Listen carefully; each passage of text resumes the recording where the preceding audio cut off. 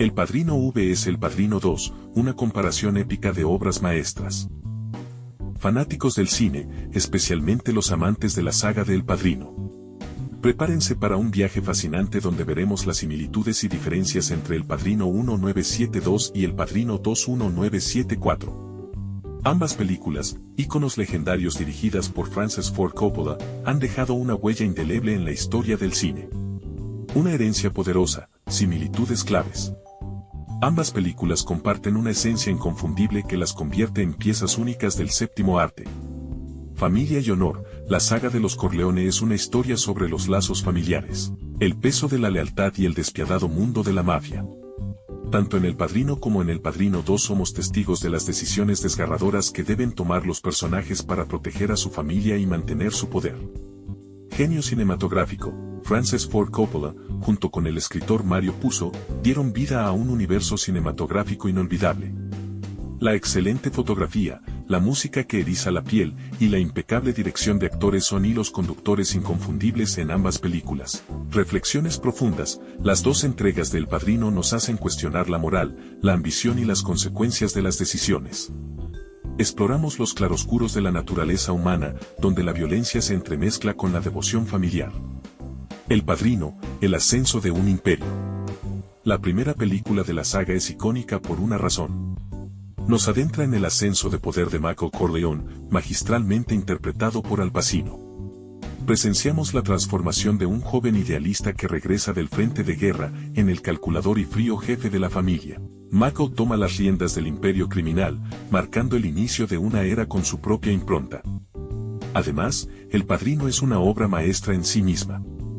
Personajes emblemáticos, Don Vito Corleone, Marlon Brando, no necesita presentación, su sabiduría y carisma son legendarios. Y cómo olvidar a figuras como Sonny, Fredo, Tom Hagen y tantos otros que forman parte del imaginario colectivo cinematográfico. La boda y el bautismo, las escenas iniciales, con la celebración de la boda de Connie y el bautismo, nos sumergen en la tradición y códigos de la familia. Estas imágenes contrastan poderosamente con la brutal realidad del mundo en que se desenvuelven.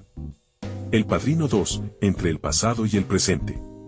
Considerada una de las mejores secuelas de la historia, El Padrino 2 se distingue por su narración entrelazada, donde el ascenso de Michael al poder es paralelo a la juventud de Don Vito Corleone, Robert De Niro. Esta estructura nos permite comprender mejor las motivaciones de los líderes de la familia y las decisiones que los marcaron. La joya de la corona de El Padrino 2. Robert De Niro, el joven Vito Corleone es de esos papeles que se funden con el actor. De Niro logra una interpretación sublime, llena de matices, mostrando cómo un inmigrante se convirtió en la leyenda que conocimos en la primera película.